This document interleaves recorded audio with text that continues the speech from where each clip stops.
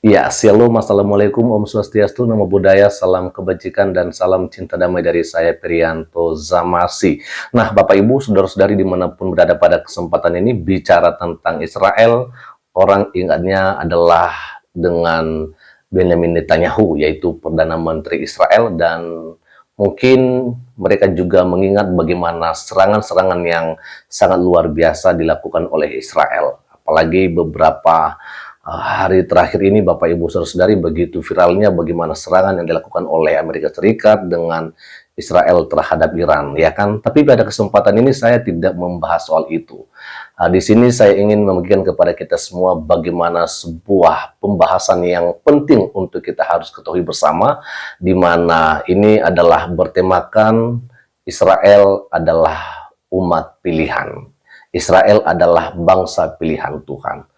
Nah, itu sebabnya pada kesempatan ini tidak lagi berlama-lama Bapak Ibu Saudara-saudari, mari kita akan menyaksikan saja bagaimana pemaparan yang disampaikan oleh hambanya, Pak Dr. Bambang Nursena, dan berikut videonya. Namun kita akan membaca bagian demi bagian, kita akan membaca dulu ayat 12 sampai dengan ayat 14. Tuhan berfirman kepada Musa, naiklah ke gunung Abarim ini dan pandanglah negeri yang kuberikan kepada orang Israel.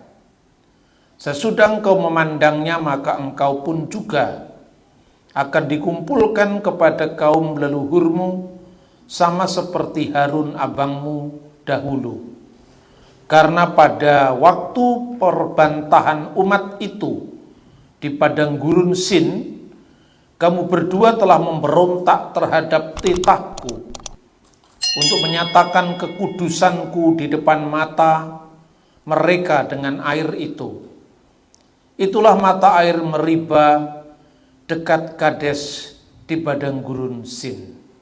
Saudara-saudara yang terkasih dalam Tuhan, kadang-kadang orang, kita semua berpikir, apa salahnya Musa sehingga Musa tidak dapat masuk ke tanah perjanjian bersama abangnya Harun?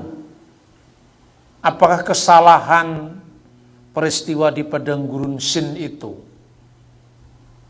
Kalau itu yang menjadi alasan, mungkin di mata kita betapa tidak adilnya Tuhan itu. Orang bertanya, masa kesalahan memukulkan tongkat di atas batu dan mujizat juga terjadi, di mana orang-orang Israel yang bersungut-sungut akhirnya juga meminum air itu. Tapi kenapa Musa yang disalahkan? Saudara-saudara, di balik pertanyaan-pertanyaan yang mungkin mengganggu, sesungguhnya Tuhan itu adil. Kenapa seorang pemimpin itu kalau salah, itu timbangannya lebih berat ketimbang seorang biasa, orang awam? Karena apa? Seorang pemimpin itu menjadi sorotan, baik oleh orang-orang yang sejawatnya, sesama pemimpin, maupun oleh orang-orang yang dipimpinnya.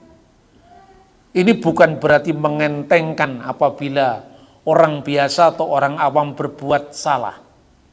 Saudara-saudara, bahkan Tuhan memberikan contoh. Bukan hanya yang baik yang diulang-ulang untuk dipelajari dan dilanjutkan perbuatan itu, tapi juga kesalahan itu selalu ditampilkan untuk supaya kita tidak mengulang lagi kesalahan yang sama. Itulah sebabnya kalau Anda membaca Alkitab, kenapa Yezebel muncul kembali di kitab Wahyu? Bukankah itu peristiwa masa lalu?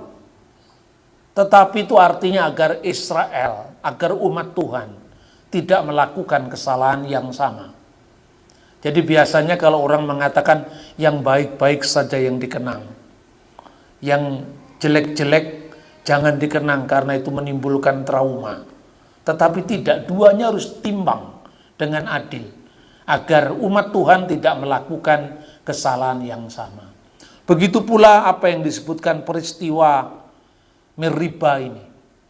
kita bisa melihat lebih lanjut sebelum kita membaca ayat-ayat selanjutnya. Kita akan melihat, merenungi apa kesalahan Musa itu ketika berada di Meriba dekat Kades di padang gurun Sin. Bilangan pasal 20 ayat 10, ayat-ayat sebelumnya, pasal-pasal sebelumnya kita membaca demikian. Ketika Musa dan Harun telah mengumpulkan jemaah itu di depan bukit batu itu, berkatalah ia kepada mereka, dengarlah kepadaku, hai orang-orang durhaka, apakah kami harus mengeluarkan air bagimu dari bukit batu ini? Wahai orang-orang durhaka, dengarkanlah. Itu di dalam bahasa Ibrani, bahasa aslinya Sim'una Hamurim. Murim itu kata jamak dari more, artinya durhaka, jahat. Kata itu muncul kembali di Injil Matius. Meskipun Rasul Matius itu menulis dalam bahasa Yunani Koine, tetapi ini bukan translation, tapi hanya transliterasi. Transliterasi itu alih aksara dari kata murim. Kita membaca Injil Matius pasal 5 ayat 21. Tetapi aku berkata kepadamu, setiap orang yang marah terhadap saudaranya harus dihukum. Siapa yang berkata kepada saudaranya kafir harus dihadapkan ke mahkamah agama. Dan siapa yang berkata jahil harus diserahkan ke dalam neraka yang menyala-nyala. Lalu orang bertanya, apa salahnya ngomong jahil harus diserahkan ke neraka yang menyala-nyala? Kata jahil itu durhaka. Bukan jahil dalam bahasa Indonesia usil, bukan. Jahil itu durhaka. Dan itu bahasa aslinya sama dengan kata morim, more. Kesalahan apa itu saudara-saudara? Jadi gini, kamu telah mendengar siapa yang membunuh harus dihukum. Siapa yang marah kepada saudaranya saja harus dihukum. Tapi aku berkata kepadamu, yang berkata kafir harus diserahkan ke mahkamah agama. Nah, kata kafir dan kata jahil ini bahasa Yunaninya hanya dialih aksarakan dari bahasa Ibrani dan Arab. Itulah uniknya perjanjian baru. Sekalipun perjanjian baru itu ditulis dalam bahasa Yunani Koine karena alasan bahasa internasional waktu itu seperti bahasa Inggris sekarang.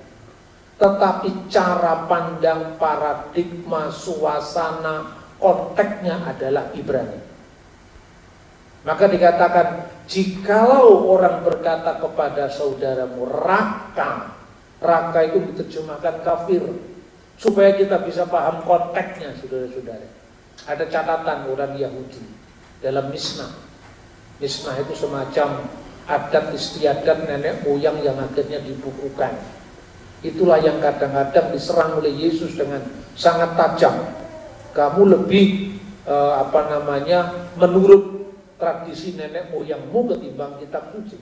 Tetapi dalam banyak hal kita bisa membaca konteksnya dari sana. Ada seorang Yahudi yang bertemu dengan saudaranya orang bukan Yahudi.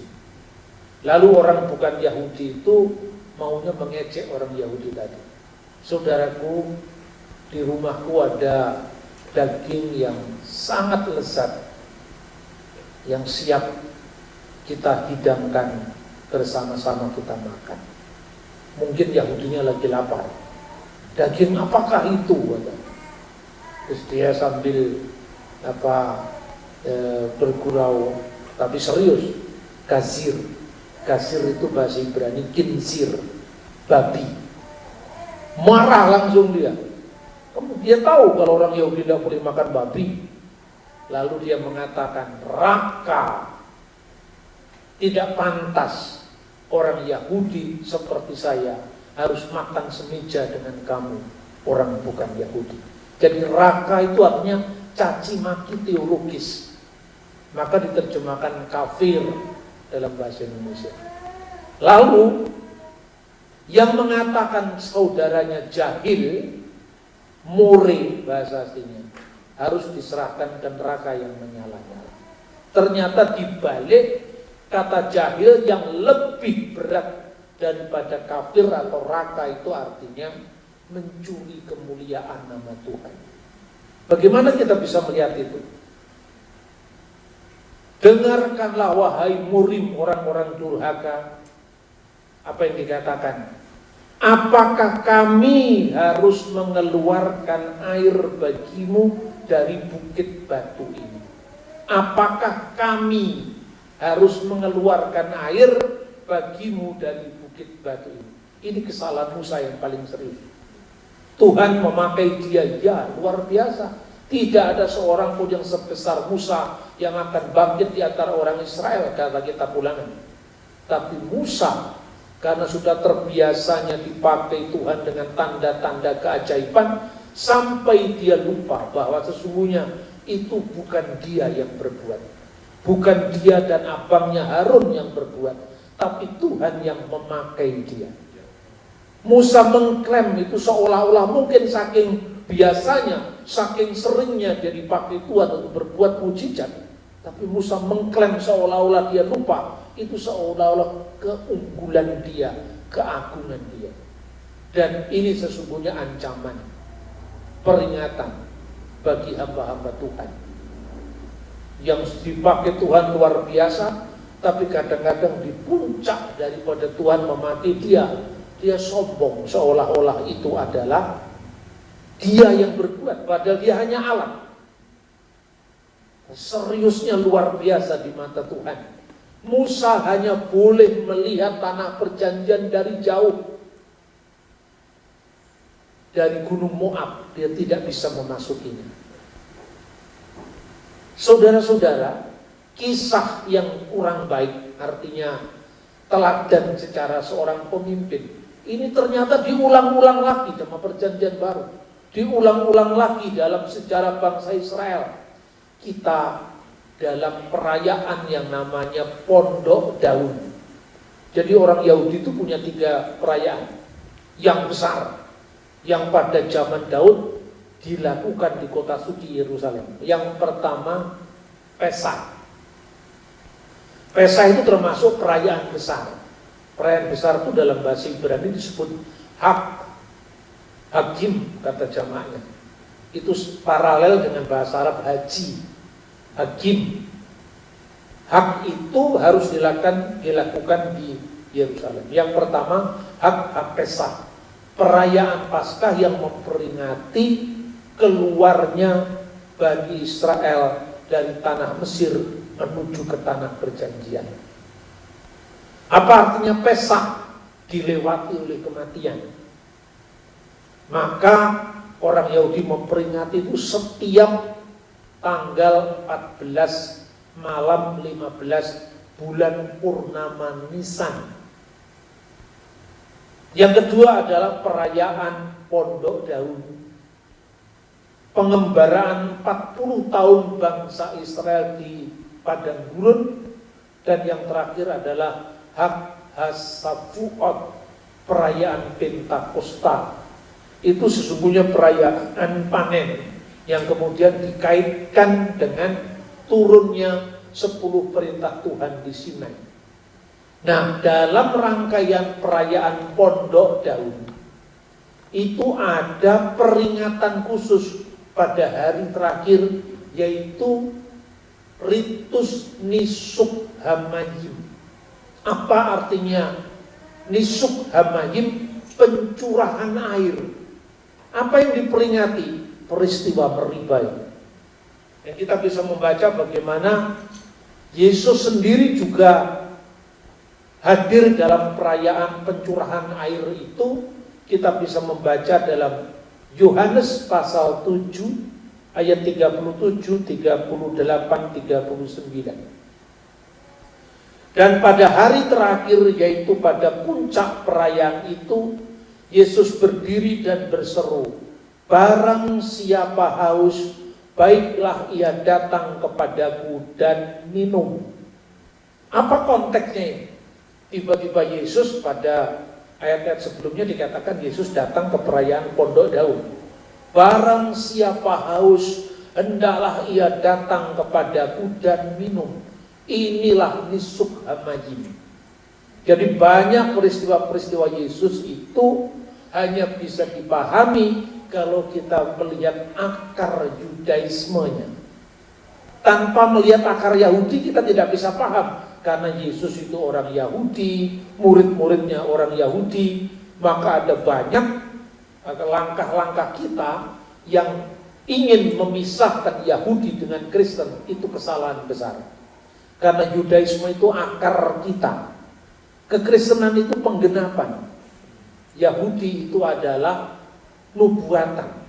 Perjanjian lama itu berisi bayangan dari peristiwa yang akan datang, sedangkan wujudnya adalah Kristus. Nah, perayaan pencurahan air itu, imam besar itu mengambil air ditimba dari kolam Siloam, lalu dia naik ke atas, sementara umat itu berebut curahan air itu dari bawah. Dari imam besar kemudian naik ke atas itu dengan membawa air yang ditimba dari kolam Siloam, lalu didoakan, diberkati, seraya mengingatkan inilah yang kita pernah rasakan sebagai umat Tuhan ketika kita kehausan di padang gurun. Lalu air itu diciprat-cipratkan, dicurahkan, dan setiap orang berebut curahan air itu. Ketika orang-orang Yahudi berebut curahan air dari bawah yang dituangkan oleh imam besar, Yesus datang di tengah-tengah mereka dan mengatakan, barang siapa haus, hendaklah ia datang kepadaku dan minum. Artinya apa? Bukan simbolnya itu lagi yang kamu pegang, tapi hakikatnya yang disimbolkan di balik simbol yang kelihatan itu. Lalu ayat 38. Barang siapa percaya kepadaku, kepada Sang Mesias, seperti yang dikatakan oleh kitab suci, dari dalam hatinya akan mengalir aliran-aliran air hidup. Jadi hakikatnya kita membutuhkan air kehidupan yang tidak pernah haus selama-lamanya ketika meminum itu. Bukan hanya yang disimbolkan untuk memperingati peristiwa meriba, tapi Kristuslah firman Allah yang menjadi manusia, itulah air kehidupan bagi kita. Lalu ayat 39 ini catatan dari penulis Injil.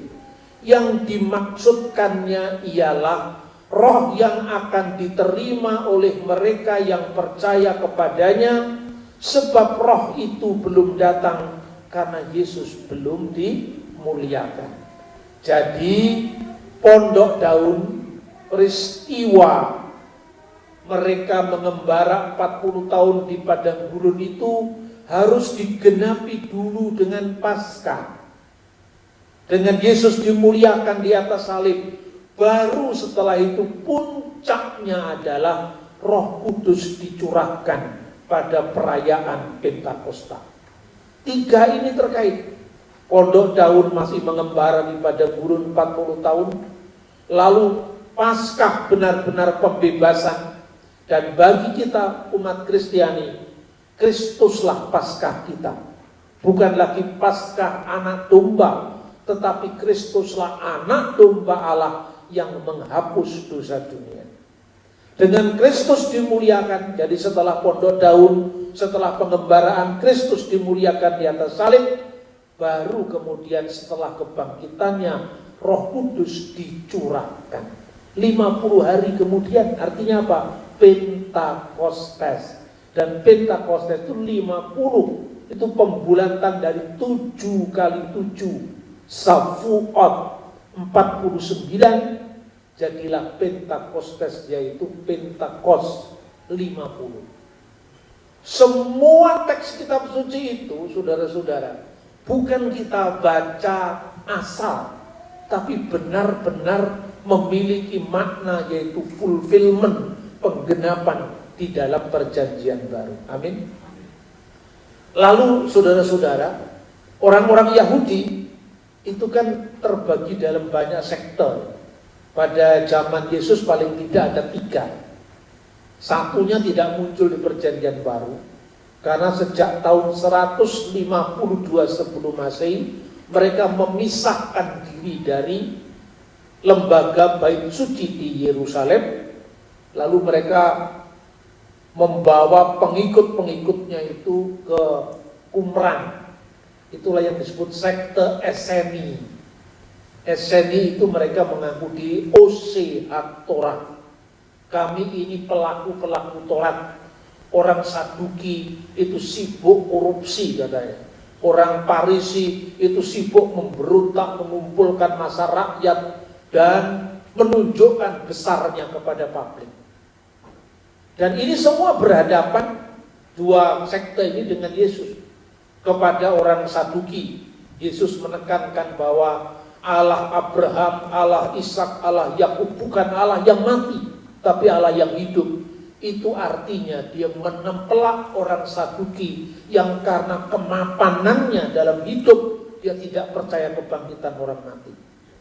Tetapi kepada orang Parisi, Yesus juga mengatakan, berdoa yang benar itu bukan menampilkan di jalan-jalan supaya dilihat orang. Karena apa yang mau dilakukan oleh orang Parisi? Lihat, itu ada orang Parisi dengan jubahnya yang khas, dengan tali sembahnya yang panjang. Dia mau menunjukkan hegemoni mayoritas mereka di tengah-tengah orang Yahudi. Itulah orang Parisi. Nah, sekarang ini sedang terjadi Parisi baru. Parisi baru itu bukan Kristen, juga bukan Yahudi, karena Yahudinya sudah mulai bertobat sekarang. Parisi baru itu sekarang yang suka sembahyang di tengah jalan itu. Karena apa? Sama pesannya, mau menunjukkan hegemoni mayoritas mereka. Ini lihat, Barat sudah saya kuasai. Sebetulnya kan bisa sembahyang di rumah, bisa sembahyang di masjid, bisa sembahyang di gereja. Kenapa harus sembahyang menutup jalan? Karena itu ada pesan politiknya, yaitu ingin menunjukkan hegemoni mayoritas mereka atas dunia Barat. Jadi ketika sekarang kita membaca kitab suci, hanya jangan dibatasi Parisi yang ada di Alkitab. Ada Parisi-Parisi baru yang lebih jahat, itu yang tidak dilihat oleh mata rohani kita, bahwa dunia sekarang sedang berubah untuk memusuhi Yesus. Kapan itu terjadi? Ketika bangsa-bangsa yang selama ini menyebut diri mereka Kristen meninggalkan Alkitab, meninggalkan prinsip-prinsip iman Kristen. Tunggu, itulah saat kebangkrutan iman kita. Kita lanjutkan pada teks-teks berikutnya. Jadi ketika orang Parisi itu menunjukkan hegemoni mayoritas mereka, makanya mereka menguasai massa rakyat, termasuk kaum Selot. Kaum Selot itu disebut Amha Aret, artinya massa rakyat yang banyak. Itu senjatanya orang Parisi. Kira-kira orang Parisi mengatakan, kami tidak hanya punya pedang yang dipegang oleh orang Selot, tapi kami punya massa rakyat yang siap membanjiri pemilihan umum, dan massa rakyat kami pasti menang. Itu yang mereka lakukan. Sejarah sedang berulang, saudara-saudara. Maka saudara-saudara tidak kebetulan kalau Tuhan tempatkan di masyarakat Barat, karena saat ini kita harus menyatakan garam kita di tengah-tengah dunia yang sedang tawar. Kita harus menyatakan terang kita di tengah-tengah kegelapan, karena tidak bisa membedakan lagi mana yang injili, mana yang tidak injili. Dunia sudah mengalami sekularisasi, seolah-olah dengan kesamaan hak, dengan kesamarataan, yang itu buah dari kekristenan sendiri, itu sekarang sedang senjata makan tuan dihadapkan pada kekristenan itu sendiri. Dulu orang Saduki lupa, karena dia the ruling class, dia kelas yang berkuasa. Makanya dia dalam tafsir kitab sucinya lebih mapan. Dia tidak butuh lagi dengan kebangkitan. Ngapain? Kita sekarang sudah hidup enak, sudah hidup nyaman. Tapi orang Parisi yang sibuk, kapan Mesias datang? Mesias datang harus membawa senjata, Mesias datang harus mengalahkan Roma. Mesias datang harus mengungguli kedikdayaan bangsa Roma yang menjajah kita. Itulah sebabnya mereka mengeluh-elukan Yesus, Hosana, hai putra Daud. Karena dibayangkan putra Daud akan membebaskan mereka. Tapi tak lama setelah itu salibkan dia. Karena bukan Mesias yang kalah ini yang kita mau tunggu-tunggu. Tapi Mesias yang menang, Mesias politik. Itu orang Farisi. Yesus tidak mau memuaskan mereka. Karena jalan Kristus adalah jalannya sendiri. Kerajaanku bukan dari dunia ini. Tubuhku benar-benar makanan, darahku benar-benar minuman. Yesus justru mengambil jalan cinta derita, jalan penyerahan. Jalan itulah jalan pembebasan bagi kita. Bukan jalan kekerasan, bukan jalan politik, tapi jalan rohani, jalan spiritual. Makanya dulu kalau orang Saduki sedang bertugas, misalnya imam itu kan bisa Farisi, imam besar ya, bisa Saduki, tapi rata-rata orang Saduki yang jadi imam besar karena mereka punya duit untuk nyokok money politik. Farisi selalu kalah. Orang Saduki itu punya tafsir simple, yang tidak tercatat ya sudah, tidak ada katanya. Termasuk kebangkitan orang mati kan nggak tercatat eksplisit kan, hanya dikumpulkan kepada para leluhurnya. Itu artinya harapan bangkit dalam keabadian. Bagi orang Farisi sudah dikuburkan, selesai. Ya tidak ada kebangkitan orang mati. Itu orang Saduki. Kalau orang Farisi itu artinya kita punya harapan akan kebangkitan. Ishak meninggal dikumpulkan kepada Abraham. Yakub meninggal dikumpulkan kepada leluhurnya. Itu artinya kebangkitan. Ini tafsiran orang-orang Farisi Saduki. Mati ya mati sudah. Maka Yesus mengatakan Allah Abraham, Ishak dan Yakub. Bukan Allah orang mati, tapi Allah orang hidup. Ada kesinambungan pemberitaan. Inilah Tuhan yang diberitakan oleh Yakub, yang menerima vision dari Tuhan, yaitu apa? Ketika dia berhadapan dengan malaikat Tuhan menjelang fajar, berteofani dalam bentuk seorang laki-laki yang bergulat dengan dia. Tapi betapa gigihnya Yakub, maka namanya diganti Yisrael, pejuang Elohim, pejuang Allah. Allah yang sama yang dialami oleh Yakub adalah Allah yang sama yang dialami oleh Ishak. Allah yang sama yang dialami oleh Abraham sebagai El Shaddai, Allah yang Maha Kuasa, yang telah menuntun dari Ur menuju ke tanah perjanjian. Kalau Allah itu adalah Allah yang sama yang bersinambung, berarti ada keberlangsungan, ada kontinuitas, termasuk kontinuitas di dunia yang akan datang, maka kebangkitan pasti terjadi. Lah orang Saduki yang sedang bertugas menjadi imam besar, karena dia tidak meyakini yang namanya korban curahan itu hanya curahan minyak, nggak ada curahan air. Tapi Farisi mengatakan tidak ada perintahnya langsung curahan air. Tapi kan kita mengalami lebih dahsyat lagi ketika kita hampir mati, kehausan, kelaparan, dan Tuhan bertindak, maka dirayakan lewat nisuk hamayim. Ketika orang Saduki menjadi imam, ya karena dia imamnya Farisi, imamnya Saduki juga, dia mengambil air itu dengan setengah hati. Lalu ketika orang lain nggak melihat apa yang dia lakukan, ditendangnya itu, tempayan itu, supaya cepat selesai tugasnya. Jadi sudah tidak, dia bertugas tidak lagi dengan hati, tapi sekedar profesi. Nah saudara-saudara, itulah sebabnya ketika Herodes Agung membangun bait suci, memperluas bait suci, dia letakkan yang namanya istana dia, ya, yang disebut benteng Antonia, itu dibangun lebih tinggi dari hubungan bait suci, supaya dia bisa melihat ini imam besar mana yang tidak beres, ini Farisi mana yang mau memberontak, dia mata-mati. Jadi bait suci yang kedua yang dibangun setelah pulang dari pembuangan Babel, lalu yang diperluas di zaman Herodes itu bukan bait suci pada zaman Salomo. Di situ tidak ada lagi tabut perjanjian. Di situ tidak ada lagi imam besar yang membawa dalam baju zirahnya itu urim dan tumim, tidak ada lagi. Nah, kita akan lanjutkan ayat-ayat berikutnya di dalam firman Tuhan, yaitu Bilangan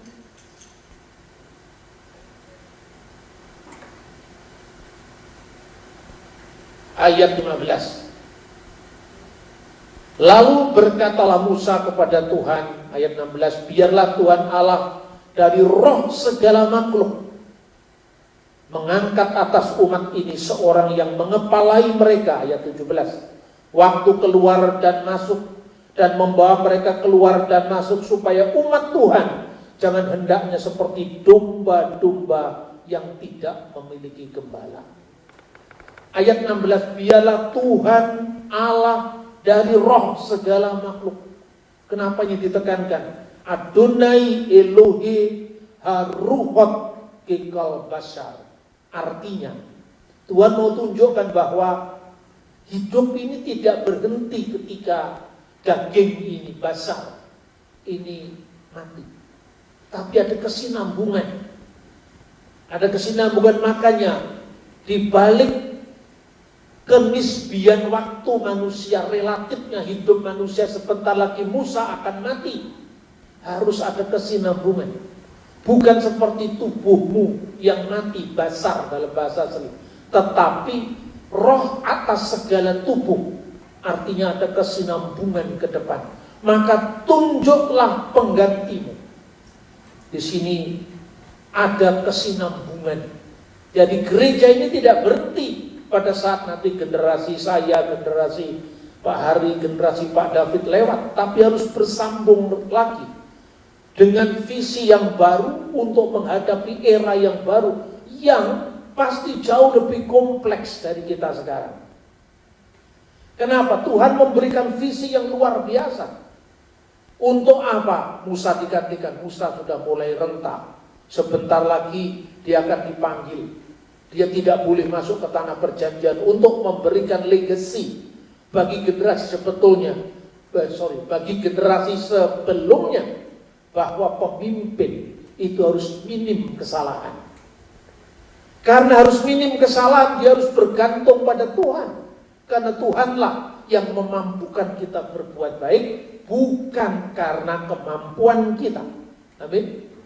Lalu ditunjukkan, kamu harus ganti. Siapa yang mengganti kamu?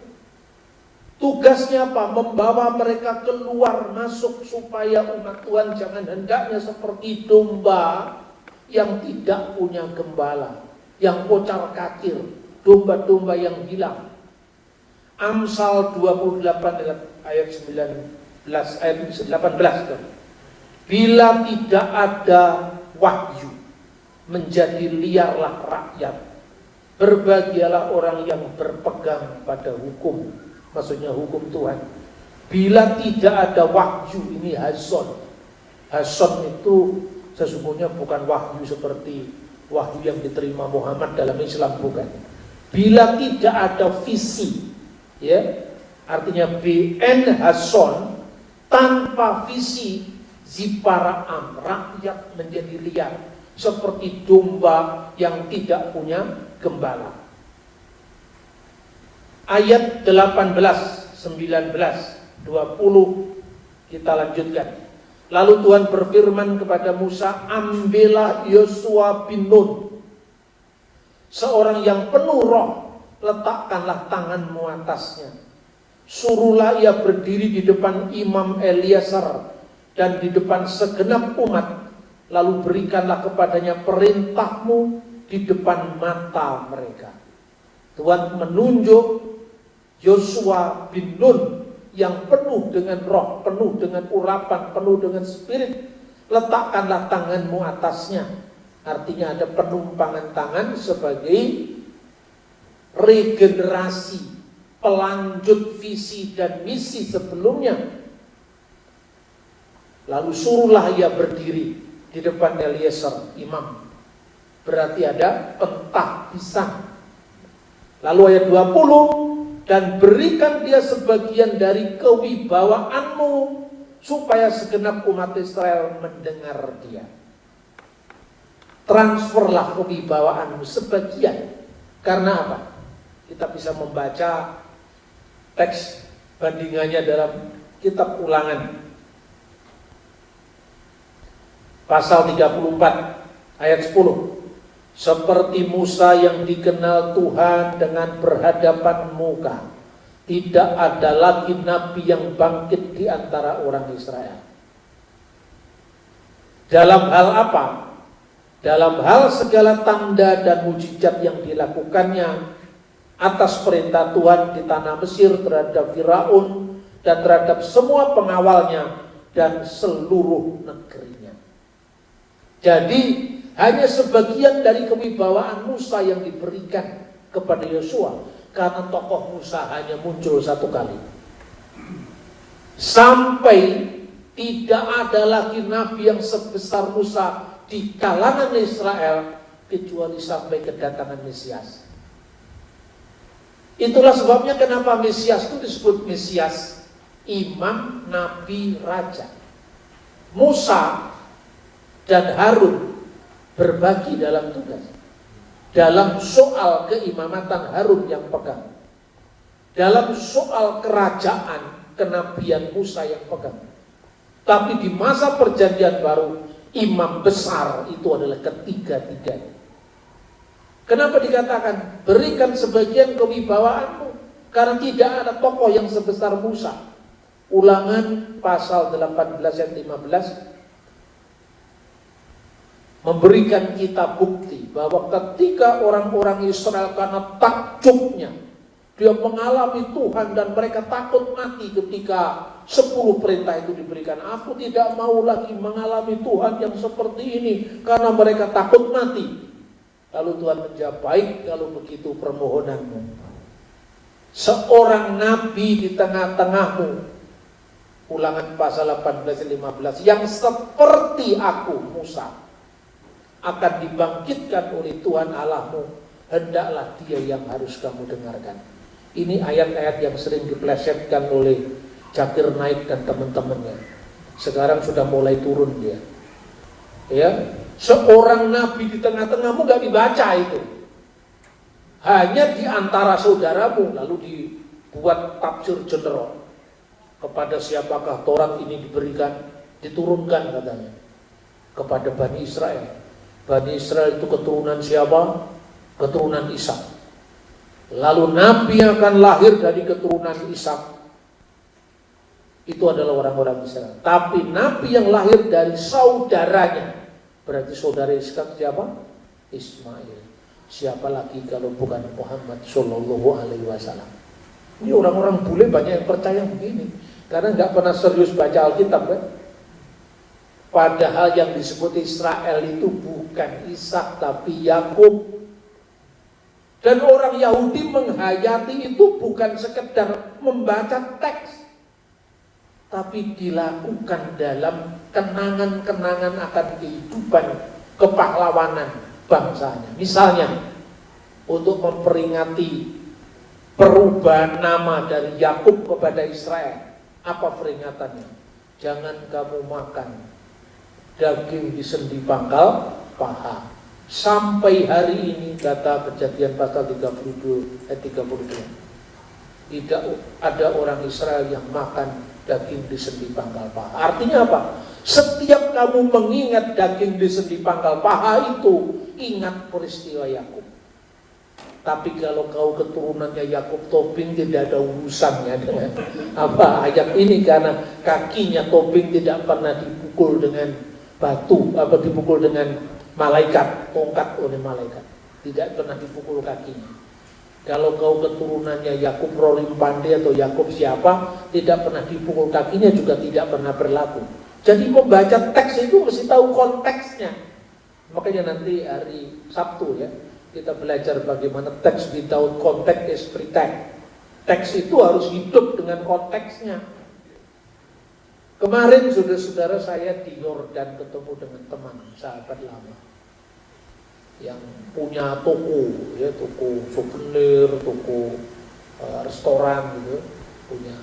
Biasanya kalau saya datang, dia tahu kesukaan saya. Saya suka makan kambing.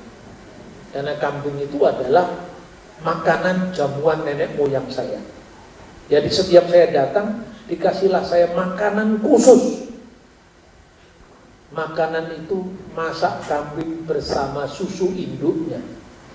Anda tahu itu? Namanya apa itu? Makanan itu? Mansaf. Hanya orang Arab yang masak itu. Orang Yahudi nggak pernah masak itu karena itu dilarang oleh Keluaran pasal 23:19. Jangan kamu memasak anak kambing bersama susu induknya. Orang Arab masak itu.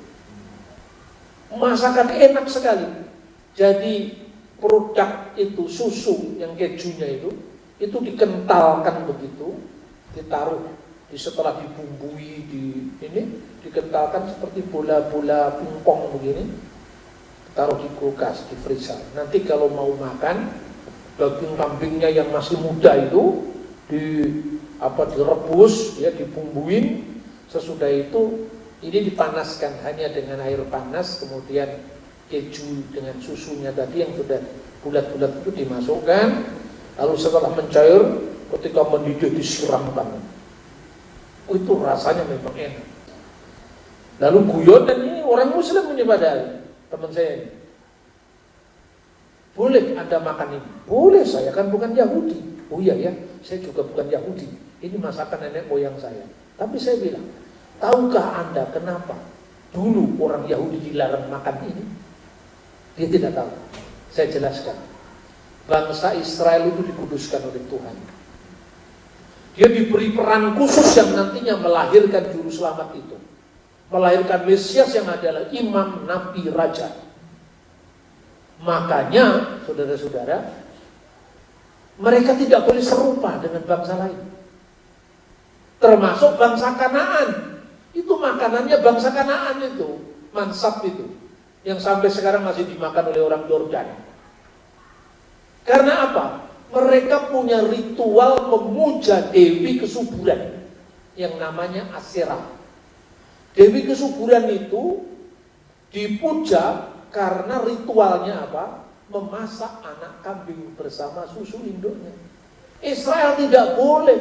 Kamu tidak boleh cemas dengan masa depanmu tidak berlanjut, tidak kontinu. Karena Tuhan Allah segala roh. Berarti roh itu tidak mati. Dia terus berlanjut, tubuhmu boleh mati, tetapi rohmu akan terus. Begitu juga organisasi manusia silih berganti.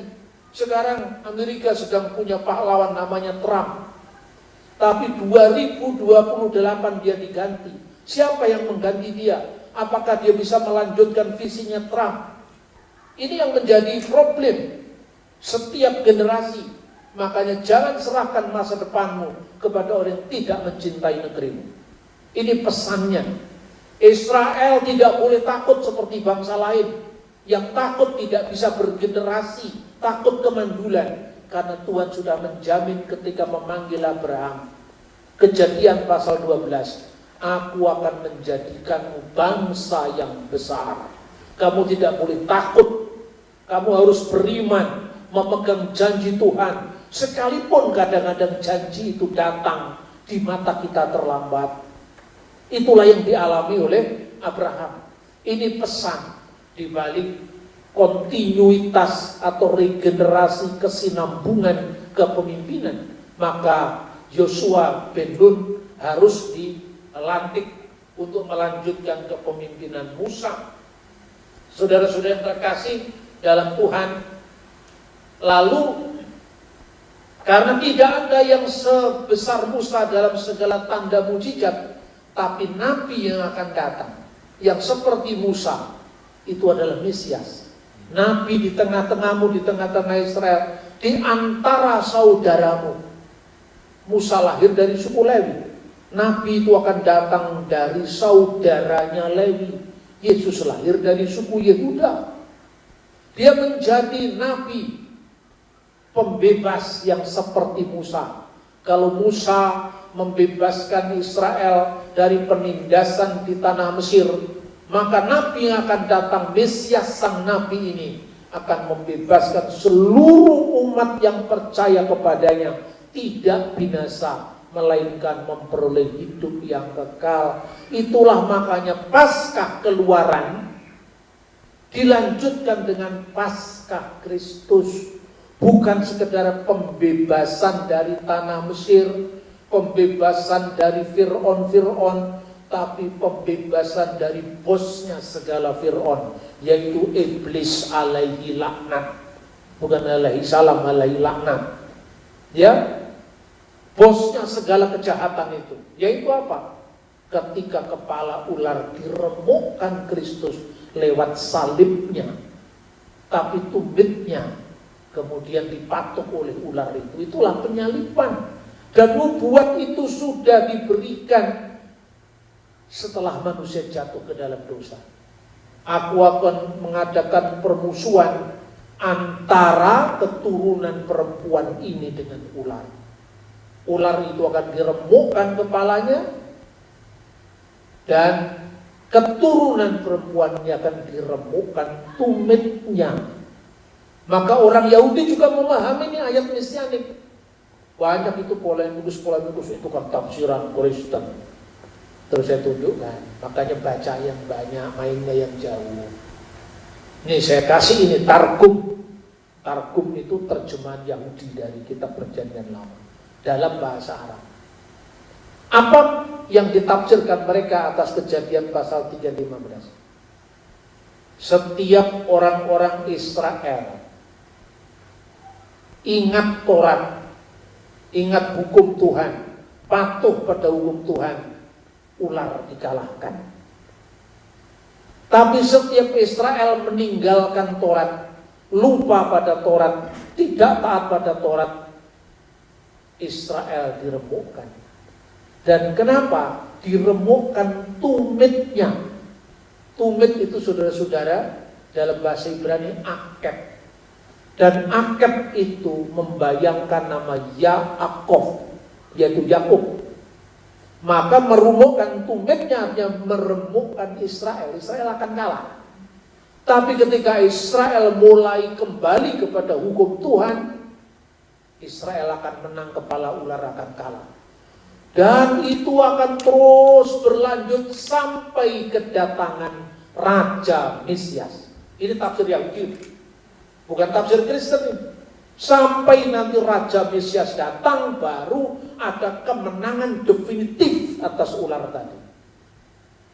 Saya suka selalu setiap pelayanan, baik itu seminar maupun khotbah, selalu saya kasih ini rujukan dari Yudaisme sebelum zaman Kristen, ini tafsiran Kristen supaya kita berimbang.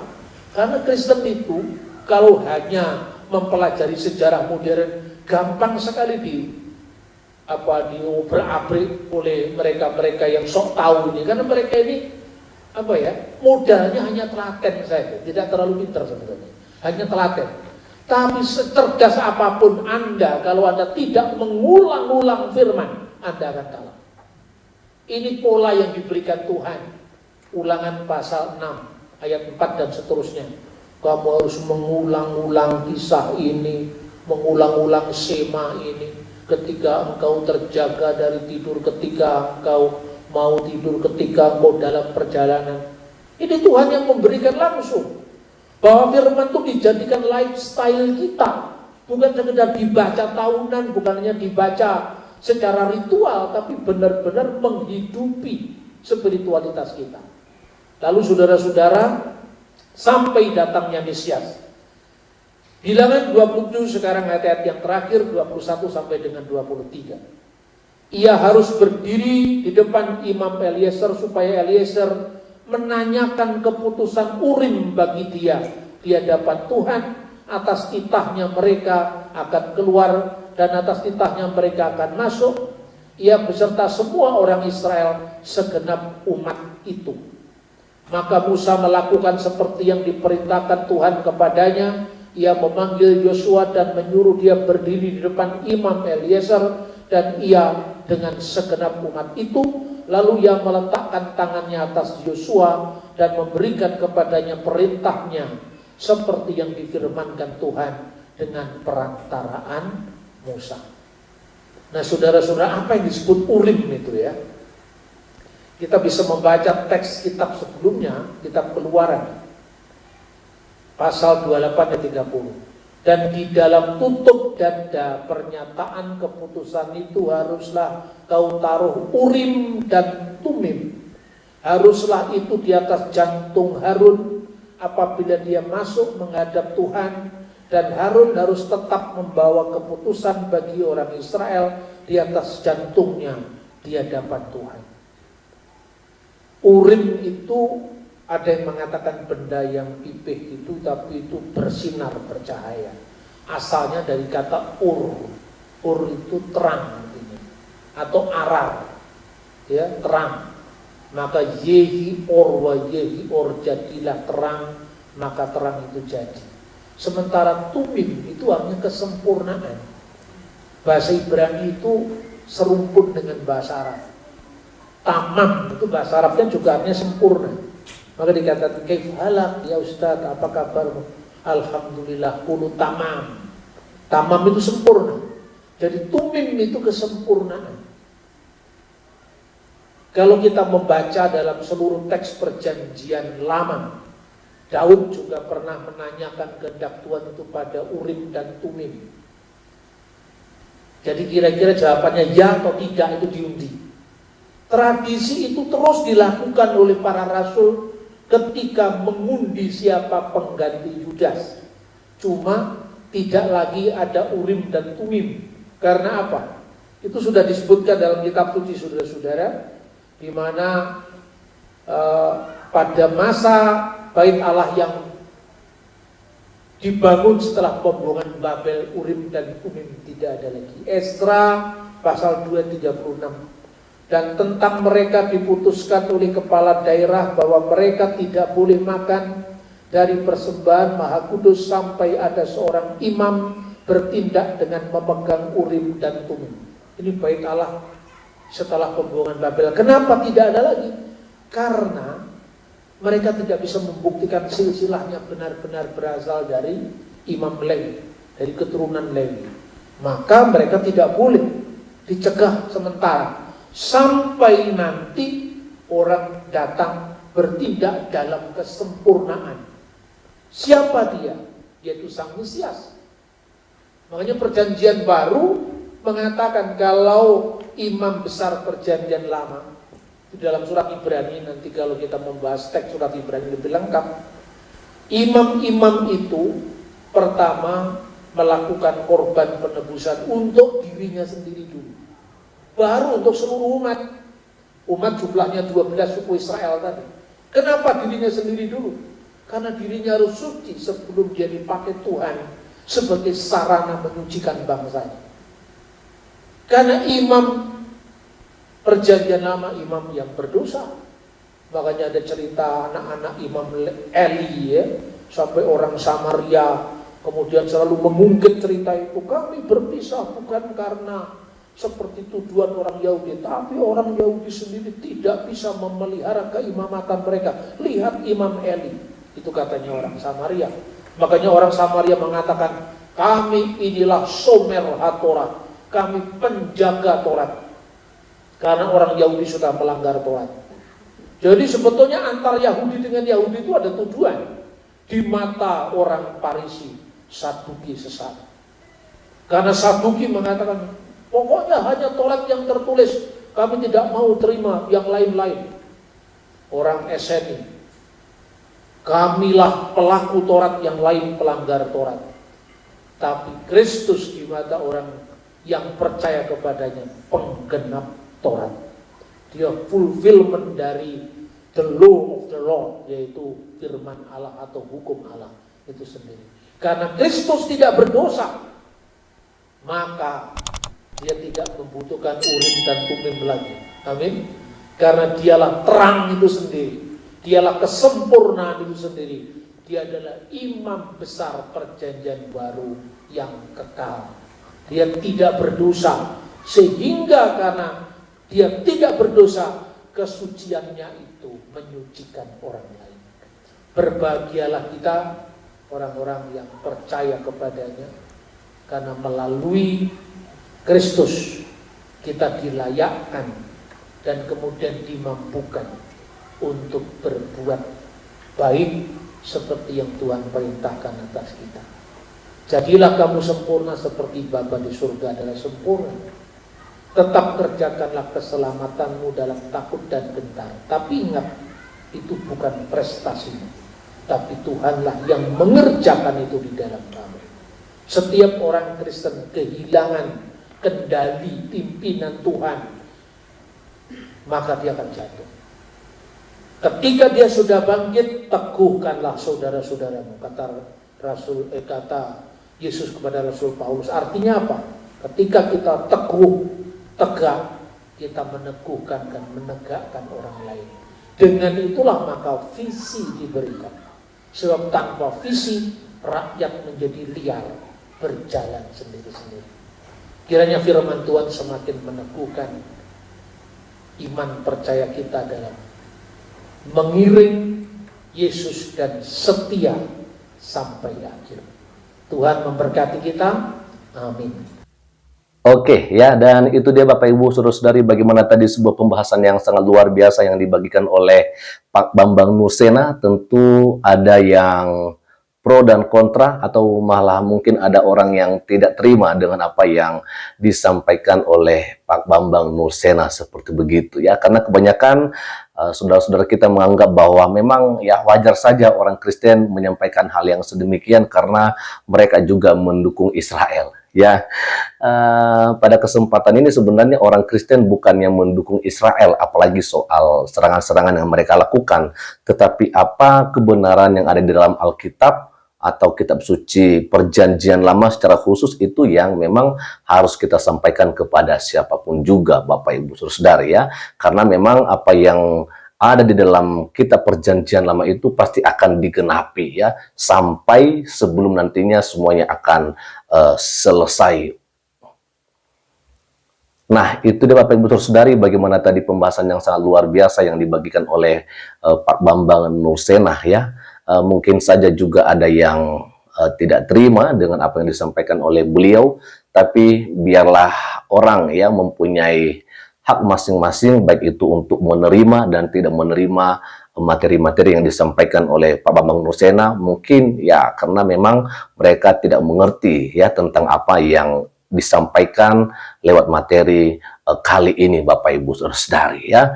Tapi pada kesempatan ini Bapak Ibu Saudara-saudari, sedikit saya akan menyampaikan atau membagikan kepada kita semua sedikit saja ya soal Israel ya. Di sini dikatakan bahwa Israel memang harus kita akui, dan itu memang ditulis dalam Alkitab Perjanjian Lama bahwa Israel itu adalah umat pilihan Allah. Ini adalah melalui perjanjian Allah lewat Abraham, Ishak, dan Yakub, seperti begitu Bapak Ibu Saudara-saudari.